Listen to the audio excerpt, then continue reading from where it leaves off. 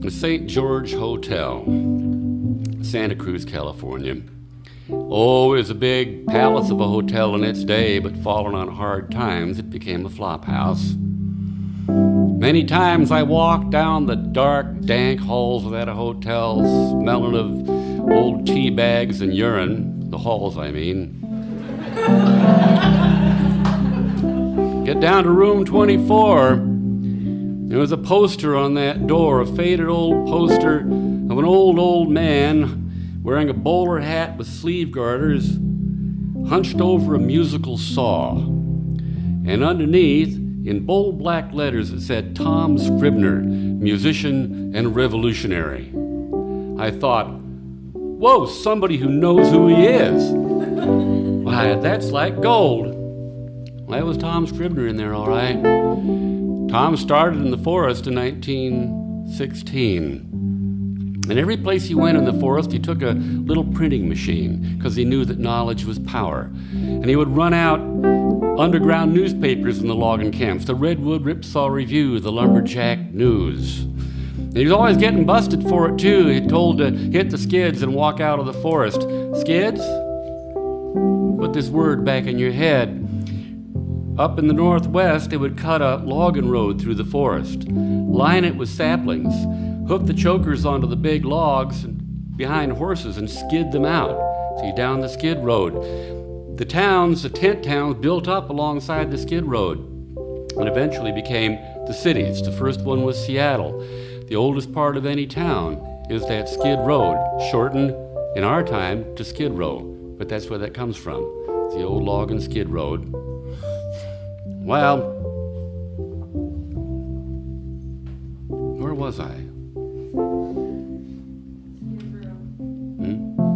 Skid Row, a saw playing musician. Oh, yeah, Tom.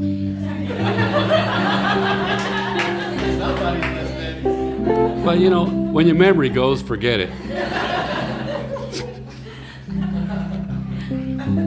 Well, Tom Scribner was a Red.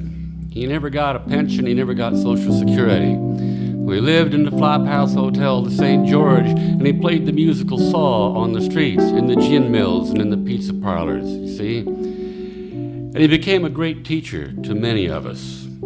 I could call Tom Scribner up any time of the night or the day, and they only one payphone on his floor. Somebody would have to go down and pound on his door. He was in there, in the dark, lying on the bed. He didn't use a mattress, he was just on the springs, chain-smoking Camels, and he had emphysema in both lungs, which is a bizarre kind of courage. Well, they'd roust him out. He would hobble down the hall, pick up the receiver of the phone, swear at whoever was on the other end for being exhumed from his room, and I finally say, Tom, this is on my nickel. Tom, slow down a minute. It's Utah. I got a question for you. He spoke that worker's shorthand that sort of slices the fat off of any kind of argument. One time I said over the phone, Tom, I'm in a debate over here at the Unitarian Church on bringing back the military draft. They're going to try to bring back the military draft, so I'm debating it. Now, you tell me what you think. Well, there was a long pause. Then the voice come back at me over the wires.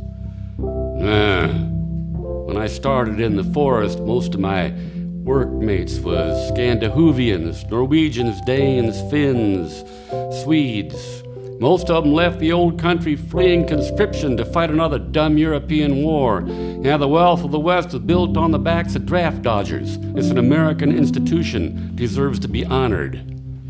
I don't have to think about that anymore. It's already been thought about.